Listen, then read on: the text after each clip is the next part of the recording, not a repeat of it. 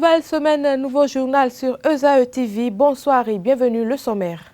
Accusé notamment sur les réseaux sociaux de ne pas offrir une formation de qualité aux étudiants originaires des pays anglophones et également de délivrer de faux diplômes, les fêtières des établissements privés d'enseignement supérieur ont, à travers une conférence de presse tenue à Cotonou, rectifié ce qu'elles qualifient d'intoxication. Le point détaillé de cette réunion de mise au point, c'est dans un instant.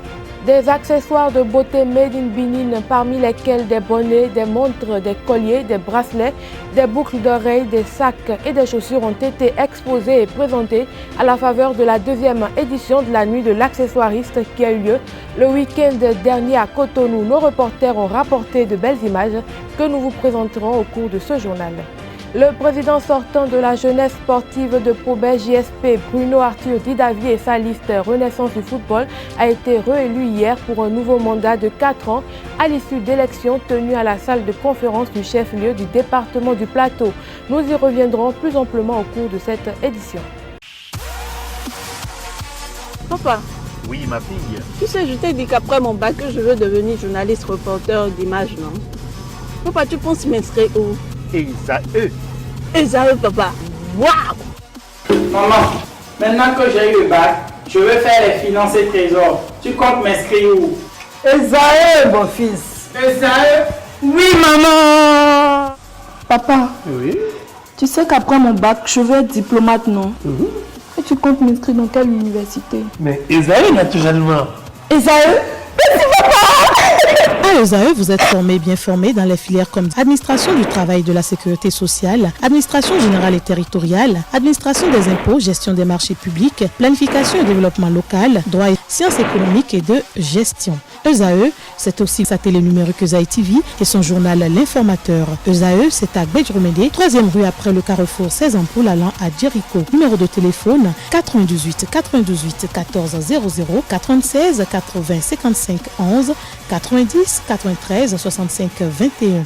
ESAE, l'excellence a un nom.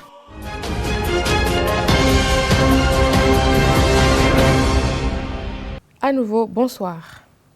Des rumeurs persistantes circulent sur les réseaux sociaux faisant état de ce que le Bénin forme mal les étudiants provenant des pays anglophones et également que de faux diplômes sont délivrés dans les établissements privés d'enseignement supérieur du Bénin. Une intoxication déshonorante face à laquelle les fêtières des établissements privés d'enseignement supérieur sont montés au créneau pour laver leur honneur et rassurer les parents d'étudiants. À travers un point de presse tenu à Cotonou, donc, le patronat des établissements privés d'enseignement supérieur, le représentant des établissements privés d'enseignement supérieur au sein du Conseil national de l'éducation, Théophane Haï, l'Association des grandes écoles, instituts et universités privées du Bénin et l'Association des universités privées du Bénin ont levé un coin de voile sur la polémique, ont situé les responsabilités et ont eu à exposer les nouvelles dispositions mises en place par le ministère de l'Enseignement supérieur et de la Recherche scientifique pour assainir le secteur. Je vous invite dans un premier temps à suivre Marcelin Zanou qui présente sommairement la situation ainsi que le professeur Virgile Haï, président de l'Association des universités privées du Bénin. Ils sont au micro d'Abdelkader Achiro. Ici, nous sommes les présidents de l'association fêtière des établissements privés d'enseignement supérieur. Et il nous est revenu avec beaucoup d'insistance que les écoles d'enseignement supérieur du Bénin délivrent de faux diplômes aux étudiants nigérians, ce qui fragilise l'économie du Nigeria. Ces dernières semaines, cette publication a pris de l'ampleur et nous avons voulu en ce moment apporter notre part de vérité relativement à cette question des faux diplômes. En effet, depuis quelques semaines, des informations persistantes venant d'une supposée presse de la République sœur fédérale du Nigeria, et ces informations se répandent comme une traînée de poudre dans nos forats, WhatsApp et tous les médias sociaux ici en République du Bénin, venant exacerber le climat que nous vivons avec la fermeture des frontières et où les commentaires impliquent la situation relative aux faux diplômes et à la délivrance de facilités aux apprenants nigérians dans les établissements privés de l'enseignement supérieur. Nous venons ici, l'ensemble donc des responsables des associations fêtières de l'enseignement supérieur privé au Bénin, nous venons tous unis dire avec force et vigueur que nous ne sommes pas au courant de telles pratiques. Nous ne connaissons ni de près ni de loin les associations présumées de régisseurs qui se sont installés et qui font dans l'opinion publique le buzz. Nous savons qu'avec la réforme en cours, la situation est très claire et ne permet pas d'aller dans le sens indiqué par les rumeurs. Au Bénin actuellement, la réforme avance. Nous sommes engagés, après avoir donné nos points de vue et avoir eu des consensus. Il est vrai que tout n'est pas encore parfait et que nous continuons avec nos autorités de tutelle à faire des réglages et nous les saluons au passage pour cette deuxième vague d'agréments. Et nous souhaitons et sommes disposés à ce que la réglementation soit appliquée et que la force reste à la loi. Restons dans le cadre de ce point de presse pour suivre à nouveau le professeur Vigilaï, président de l'Association des universités privées du Bénin. Il est au micro d'Abdelkader Achero. En effet, nous avons lu et vu des messages délivrés par de présumés registas répondant au nom de certains établissements dans lesquels les décideurs, pour la plupart, ne sont pas informés ou ne sont pas impliqués. Et ces registrars, donc chefs de bureau de scolarité ou d'admission, émettent des avis, des orientations et même des directives en direction de nos autorités et de nos tests ici en République du Bénin pour demander des modifications, mais dans le même sens et dans les mêmes conditions et dans le même temps, ils s'emploient à faire de l'intoxication par le biais des réseaux sociaux, parlant, alléguant de ce que les autorités de la République fédérale du Nigeria auraient découvert des diplômes falsifiés, des diplômes remis avec des facilités à des ressortissants nigériens. Pour ce que nous allons dire, c'est qu'avec les réformes, désormais au Bénin, ce dont on parle n'est plus possible. Le gouvernement a décidé, avec les différents tests que nous allons pouvoir mettre à votre disposition, le gouvernement a décidé de ce que seuls les établissements agréés reçoivent désormais les étudiants en provenance des républiques sœurs anglophones. Il n'a jamais été question de fermer l'accès à nos établissements privés d'enseignement supérieur aux ressortissants des pays anglophones, mais il a été question de réglementer. Pour la plupart, ils font le second cycle en 6 ans, donc le cycle secondaire en 6 ans, et donc leur licence se passe en 4 ans.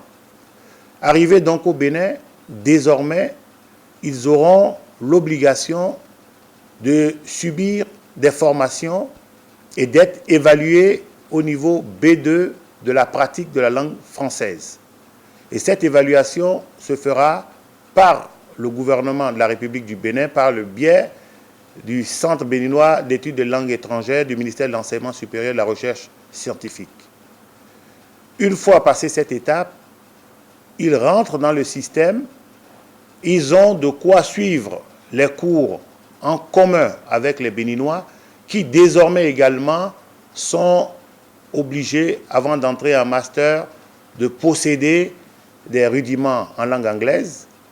Et lors de la présentation des travaux de fin de premier cycle, donc de licence, les apprenants anglophones sont tenus de présenter leur résumé de travaux de recherche ou de mémoire, en fonction de comment on les appelle, de les présenter donc en langue française et de pouvoir se défendre en langue française. Et depuis un certain temps, la même chose est imposée à nos concitoyens francophones et il ne serait donc plus question de dire que les gens viennent des pays anglophones et surtout du Nigeria et repartent avec des diplômes. Il y a un verrouillage clair qui est désormais disponible et ce dispositif, nous permettons de vous le révéler. Il y a au niveau du ministère de l'Enseignement supérieur et de la Recherche scientifique, depuis un moment, d'un fichier national centralisé où il y a une mise à jour annuelle, permanente, de tous les usagers de nos établissements, notamment les apprenants inscrits. Et d'ailleurs, les derniers agréments, les dernières délivrances de titres et diplômes, la participation aux examens nationaux tiennent compte de l'existence de ce fichier à partir duquel seuls ceux qui sont inscrits et les listes mises à jour, sous la surveillance bien évidemment également de la direction, la DPP, du ministère de l'Enseignement supérieur et de la Recherche scientifique, qui fait des rapprochements. Donc l'évolution des listes est suivie, c'est un monitorage clair, serré et rigoureux. À partir de cet instant donc, et au regard de toutes ces mesures, il nous apparaît clairement qu'aucune facilité pour aller dans le décor n'est possible et la ferme volonté des épaisses, conscients de leurs responsabilités devant les enfants, nos enfants, devant l'État, la République qui leur a concédé une part de son pouvoir régalien et devant la morale qui régit tout ce que nous sommes en train de faire, nous pensons et nous redisons ici que nous ne sommes pas concernés par la délivrance de diplômes frauduleux. Et nous en appelons à tous nos collègues, à tous nos confrères, pour que chacun prenne des dispositions afin que aucune fuite, aucune opération émanant de leur service ne puisse leur échapper, parce que chacun en portera les responsabilités et nous serons dans tous les cas disposés et déterminés à appuyer les services publics, l'autorité, afin que les sanctions idoines, les plus dures si possible, interviennent. Et nous tenons donc à laver notre honneur et l'honneur de notre pays, parce qu'il n'est pas acceptable que pilule ce genre d'informations dont, de toute façon, nous continuerons à chercher les dessous, parce qu'il faut dans tous les cas clarifier la situation. La deuxième édition de la nuit de l'accessoiriste a eu lieu le samedi 31 août 2019 à Cotonou. C'est le Jardin des Merveilles d'Alice qui a abrité l'événement. Cette nouvelle édition a connu la participation de plusieurs jeunes créateurs béninois. Voici le compte rendu. De la nuit de l'accessoiriste qui est à sa deuxième édition, de jeunes créateurs ont au cours de la journée de ce samedi exposé plein d'accessoires et produits variés. Qui dit accessoires dit mode. Dans ce registre, on pouvait voir des sacs à main, des bracelets et ou des colliers en perles, des boucles d'oreilles et même des tenues confectionnées en tissu. Certains participants ont proposé des accompagnements pour hommes et femmes. Nous commercialisons des mains, bracelets assortis à toutes sortes de l'orange qui peut aller avec avec ma tenue.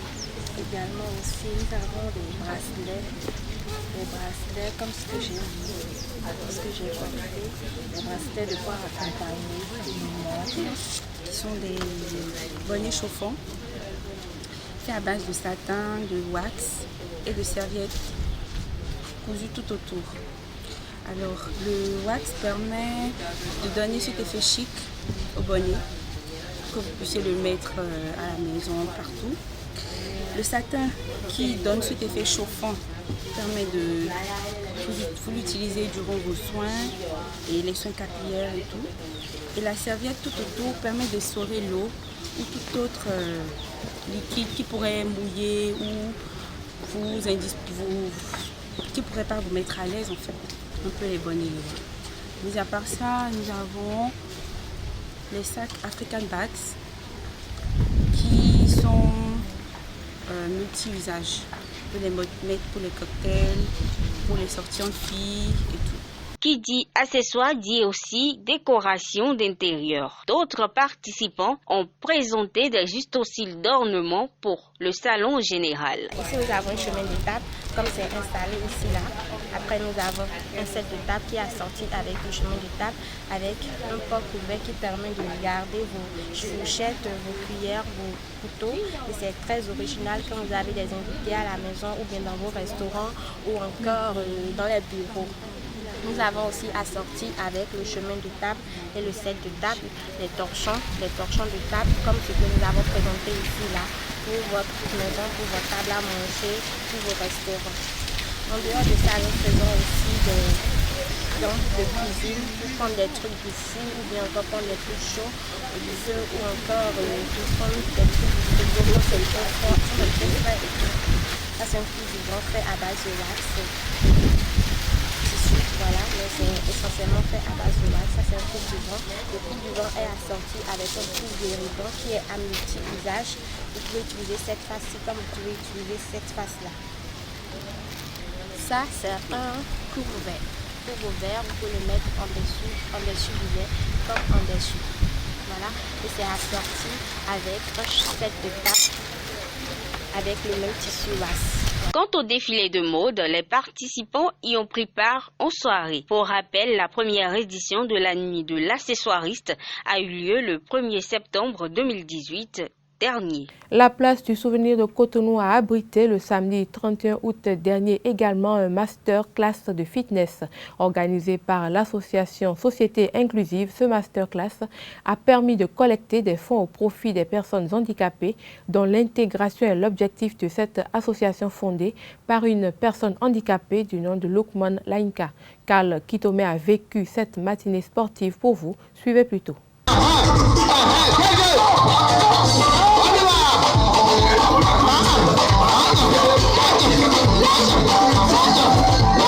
Collecter des fonds au profit des personnes handicapées.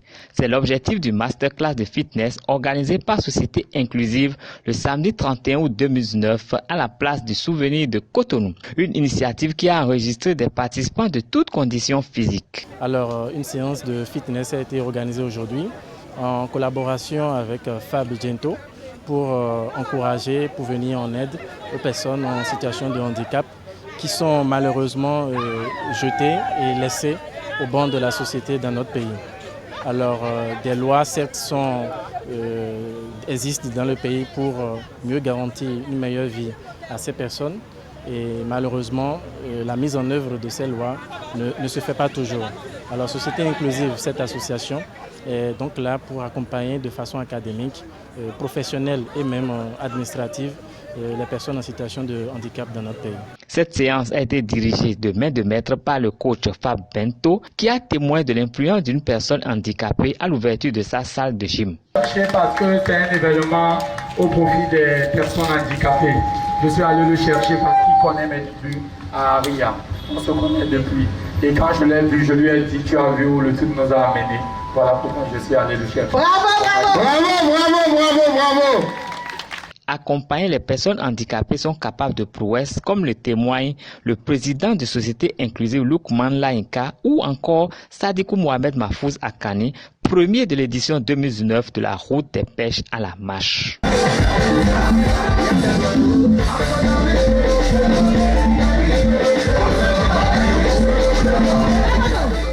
Instant sport à présent. Les instances de gestion de la jeunesse sportive de Pobet JSP ont été renouvelées hier à la salle de conférence du chef-lieu du département du Plateau. Sans surprise, le président sortant Bruno Arthur Didavi et sa liste Renaissance du football ont reçu à plus de 76% la confiance des délégués pour un nouveau mandat de 4 ans.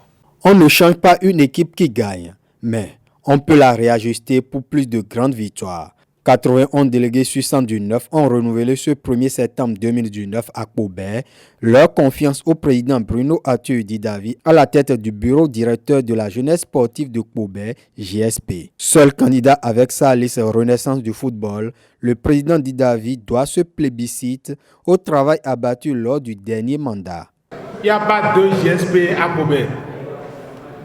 Il n'y a qu'une seule jeunesse sportive de Pobet.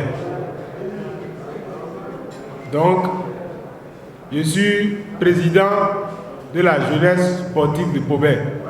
Et je remercie ceux qui m'ont renouvelé leur confiance. Pour optimiser les performances de la JSP pendant l'Olympiade 2019-2023, le bureau directeur de 13 membres a été remanié à 46,15%. Le président réélu a appelé toute la famille de la JSP, ses sympathisants et non, à travailler en synergie d'action pour mieux relever les nouveaux défis. J'invite tout le monde à être unis derrière la JSP. C'est notre fétiche. Nous sommes en train de tenir cette assemblée générale au temps de la fête Oro. Et pas Oro.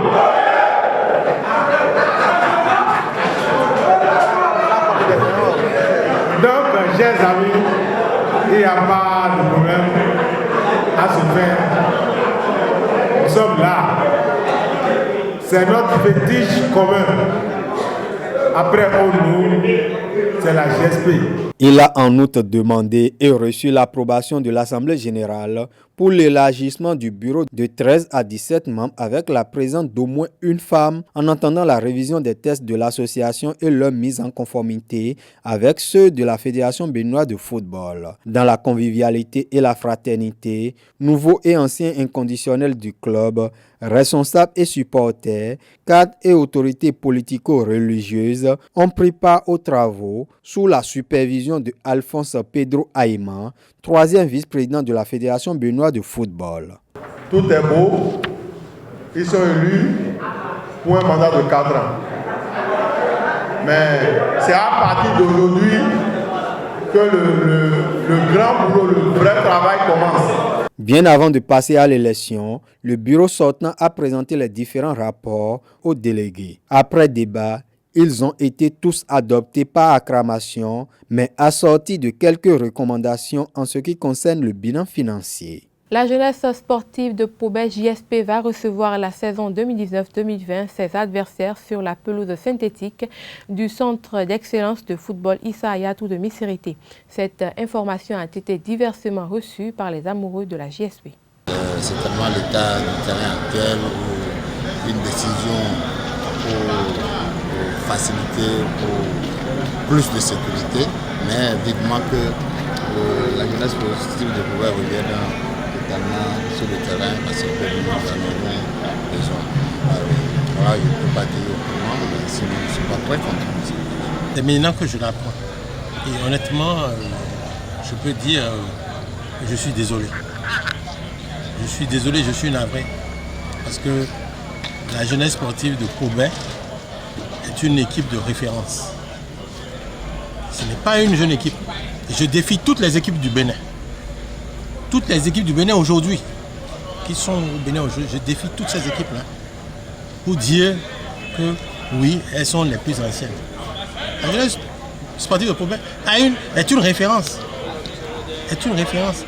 Bon, je ne sais pas sur quel argument la fédération s'est basée pour dire désormais ça va être joué à Missirité. En tant que vice-président de la fédération de football, ça fait partie de nos réformes. Vous voyez aujourd'hui jouer le ballon sur un terrain non gazonné, non synthétique, c'est pas bon. Nous avions aussi des doléances par rapport à nos annonceurs, c'est-à-dire les partenaires qui vont nous accompagner pour le championnat. Ils disent que si les matchs ne seront pas joués sur les terrains gazonnés ou synthétiques, c'est pas bon. Donc ça fait partie aussi de nos décisions et nous sommes tenus à respecter notre cahier de charge avec eux. Raison pour laquelle c'est pas seulement GSP, c'est pratiquement tous les clubs qui vont jouer à ce championnat au niveau de la Ligue 1, Ligue 2. Donc voilà pourquoi. Mais je pense que nous sommes en train de courir par la grâce de Dieu. GSP bientôt aura un terrain gazonné ou synthétique. L'architecte est venu, je crois que tous les renseignements lui ont été fournis. Ils ont tous les papiers, l'aide de donation, tout. Donc on ne peut pas nous dire qu'il y a... Non, je pense que si on veut être honnête, il faudrait que la fédération mette les bouchées doubles pour mettre le gazon synthétique sur la pelouse de Pobek, comme cela a été promis, sans état d'âme. Je pense que c'est ça. Donc, si c'est pour ça que, bon, ok, on dit qu'il faut jouer désormais à nécessité, bon, tant mieux. Il faut se plier à la décision parce qu'elle est raisonnable. En bref, les écureuils ont démarré cet après-midi en France le stage de préparation des 2 matchs amicaux contre la Côte d'Ivoire et l'Algérie. La délégation béninoise a d'ailleurs rejoint Paris ce lundi 2 septembre 2019. Michel Dussuyer devra se passer de son vice-capitaine Khaled Adeno, qui a déclaré forfait pour ces 2 rendez-vous à cause d'une blessure contractée en club. Il est remplacé par Moïse Adileou. De sources proches de la Fédération béninoise de football, le match contre les éléphants de la Côte d'Ivoire a été délocalisé de Havre à Cannes. Seul club béninois encore en liste en compétition africaine, le ZAE Football Club a repris ce lundi les entraînements en prélude à la réception des Burkinabés de Salitas FC pour le compte du match aller du 2e tour préliminaire de la Coupe de la Confédération Total CAF 2019-2020. Pour finir, Roméo Ntia a remporté vendredi la seconde médaille de bronze du Bénin au 12e Jeux africains Rabat 2019. Dans une finale très serrée du concours du saut en longueur, le Béninois a réalisé un bond de 7 mètres 72, soit 1 centième de son poursuivant. Le Bénin a terminé la compétition à la 38e place. Le rideau est tombé sur les JA 2019 samedi avec la victoire de l'Égypte qui a engrangé 102 médailles d'or, 98 en argent et 273 en bronze. Mesdames, Messieurs, ainsi va l'actualité nationale de ce 2 septembre 2019. Merci de nous avoir suivis et merci pour votre fidélité à EZAE.